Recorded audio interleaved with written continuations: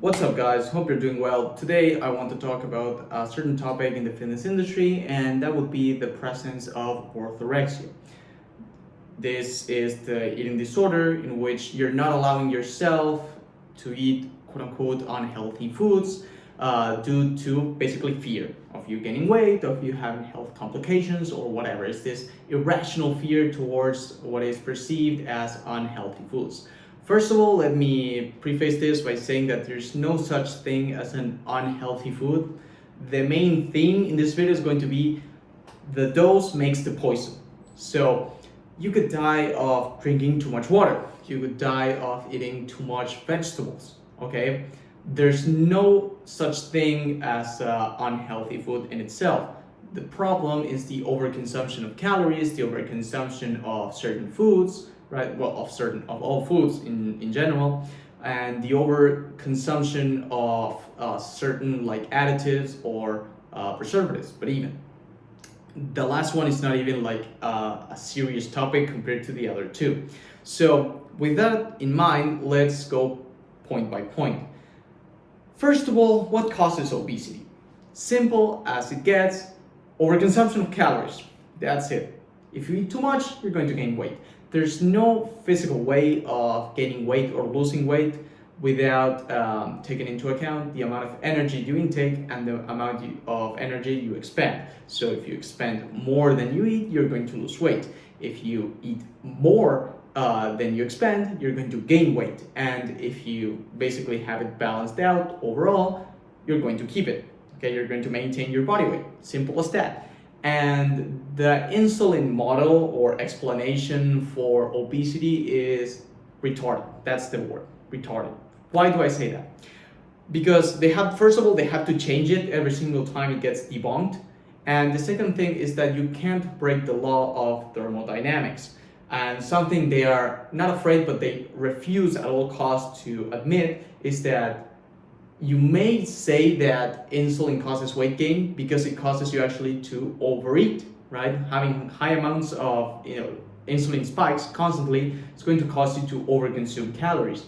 But saying that, right, like using that as their main point wouldn't be like useful because they would actually have to admit that what causes weight gain is actually calorie overconsumption, debunking their whole model. So just to make it clear, we don't have calorie receptors in our body. It's not a magical thing that magically turns into fat or into muscle or whatever.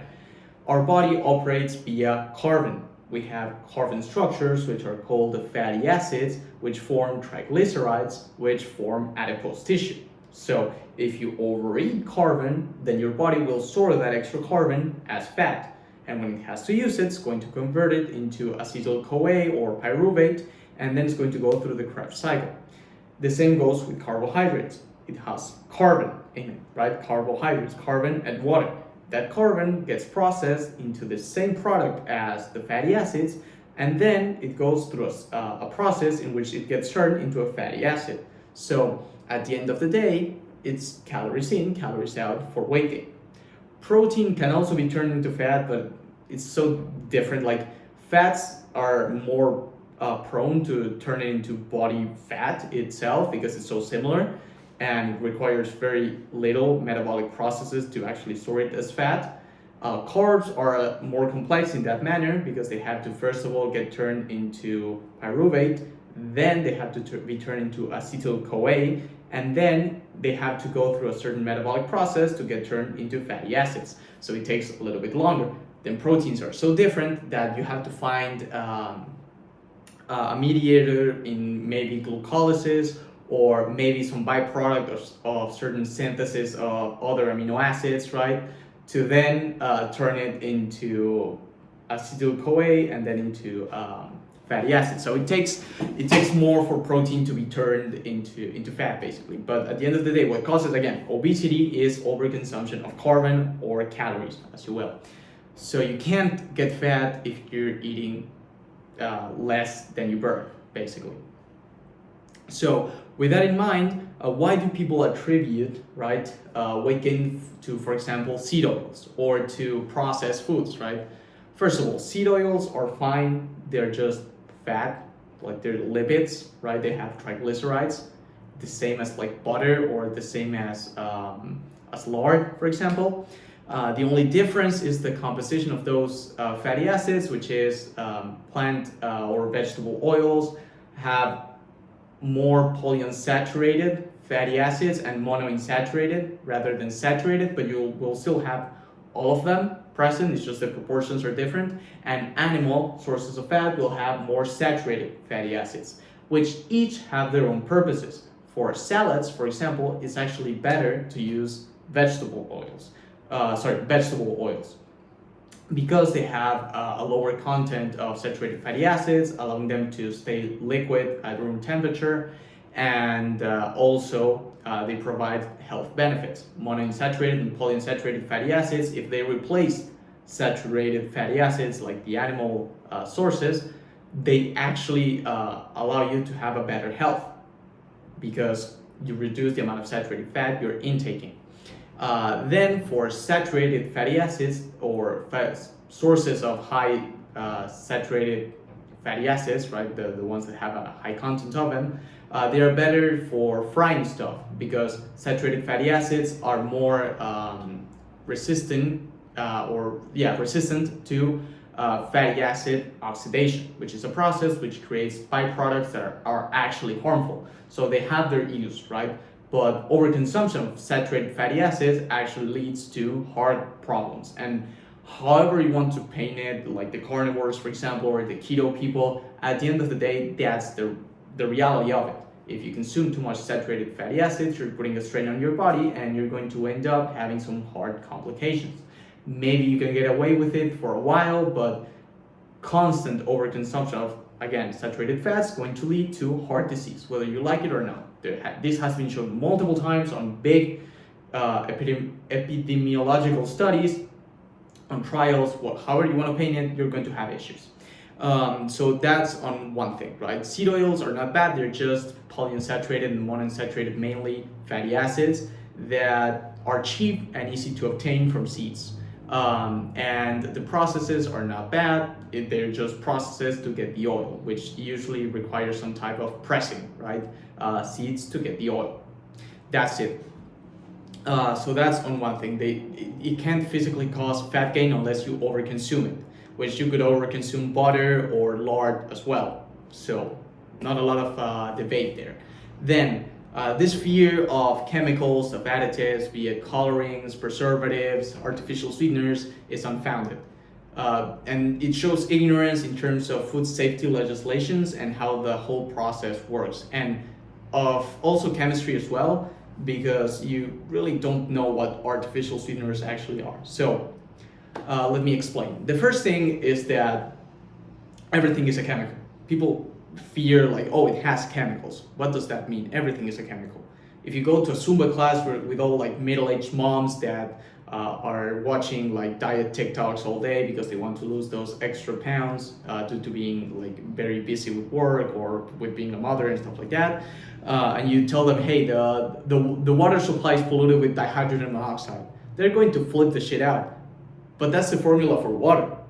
So what ends up happening is that they have this irrational fear to complicated names, thinking that it's poison, when in reality it's just something as simple as, oh, it provides color, or I don't know, it provides flavor. It allows you to have a longer shelf life of the product, so you can buy it at a supermarket, right?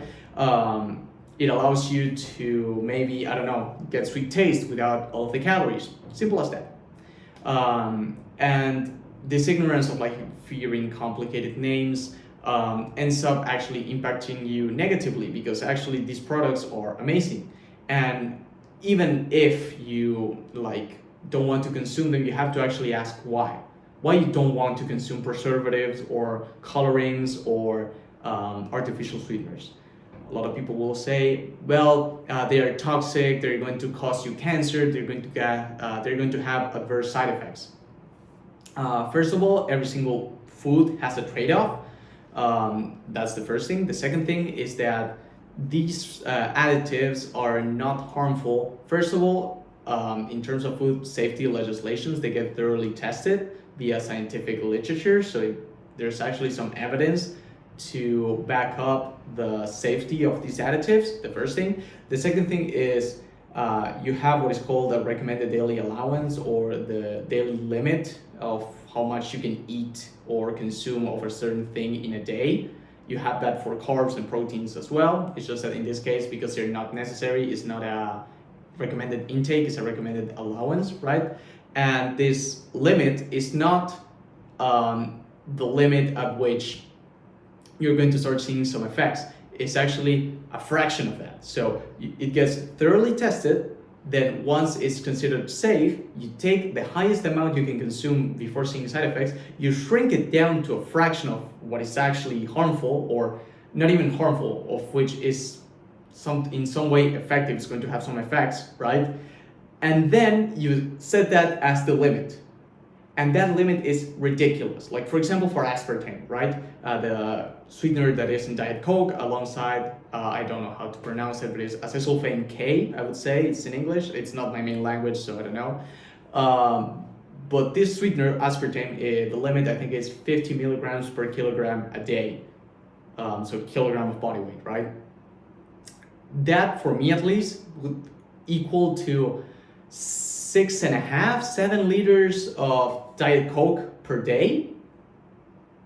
And that's insane. Like, imagine drinking 6 liters of Diet Coke per day. I drink a lot of Diet Coke, and I barely hit like a liter a day. And 6? It's insane. And that is just the recommended daily allowance. Not even like the one that's going to show you effects of some kind, right? So you have to really ask yourself, what? Like, why is this fear of artificial sweeteners? I can't really understand it. And there's also some discussion about like, oh, it has some like, I don't know, you can't. Here's some fun fact before we move on. Stevia actually has a lower recommended daily allowance than aspartame. So stevia is more toxic to the system than aspartame under those terms. Think about it. Stevia is seen as this almighty, it tastes like shit, by the way, but stevia is seen as this almighty sweetener that is going to solve all of your weight gaining problems, when in reality it's more toxic than aspartame. So make of that what you will.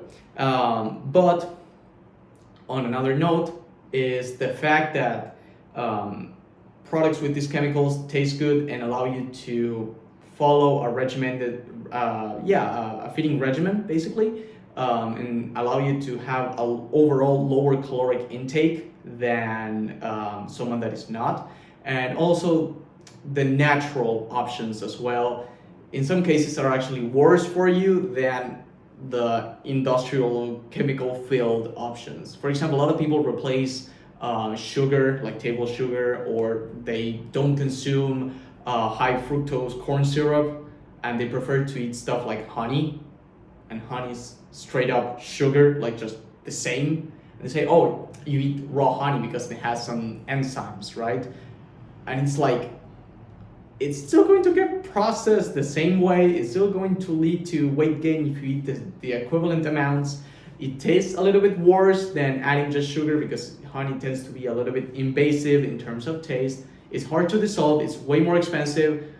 Are you fucking stupid? Okay, they tend to think that natural is better, and it's not the case. You have to look at things being unbiased. Just because something is natural doesn't mean it's better. Just because something is artificial doesn't mean it's bad, right? Protein powder, the thing that a lot of these people advocate for, is an industrial product. It's an industrial food. You get it by basically, usually when you make like cottage cheese or something like that, in which you have to curd the milk, the excess is the whey protein, and that gets turned into the protein powder you're drinking before you go to the gym. There's nothing magical about it, but there's nothing bad about it either, and it's industrial, right? The same homemade bread your mom or grandma makes is the same one as the industrial one. It's just that the industrial one is standardized. It has, it's done at a way bigger scale, right? It uses way more expensive machinery, and it has to be thoroughly tested by the company's lab. And also it usually has some type of additives and packaging, because you have to sell it on a supermarket. That's the only difference, right? In some cases, it might even be better. The same goes with people that consume brown sugar instead of regular sugar. You know you're eating a lot of impurities alongside the brown sugar. The white sugar is actually better, and there's no difference in terms of the sugar content of brown sugar and white sugar, or the way you process it. It's the exact same. You're just eating dirtier sugar, if you will.